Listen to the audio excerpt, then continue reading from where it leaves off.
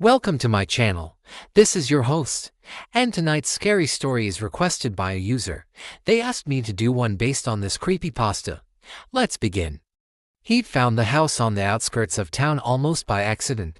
It was one of those rambling, old-fashioned places with gables and ivy and enough crooked chimneys to have belonged to a witch.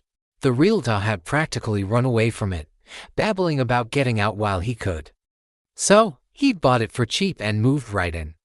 It was only after the deed was done that he noticed the house next door hadn't so much a window or a roof, and the one beyond that had a lawn that hadn't been mowed in weeks.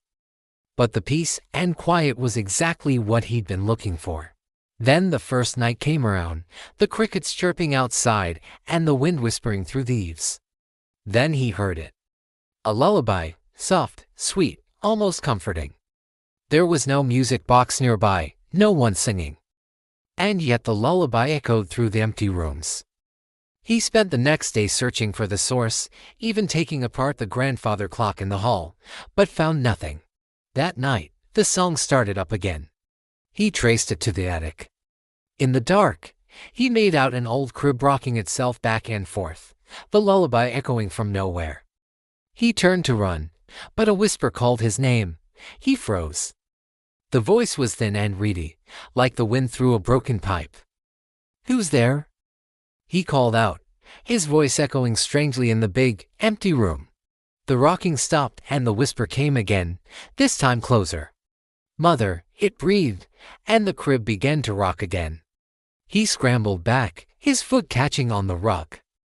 As he fell, something brushed against his cheek, something cold and clammy like a hand. Then he was out of the room, down the stairs and out the front door, not daring to look back. As he drove away, he could still hear the lullaby, the whisper of his name, and when he finally reached his own home, it was to find his front door wide open and his bed unmade as if someone had been waiting for him to come back. But when he stepped inside, there was nothing there. Only dust and the sound of crickets. From then on, he never slept more than 2 hours at a time, always waking with a start as if something had brushed against his cheek.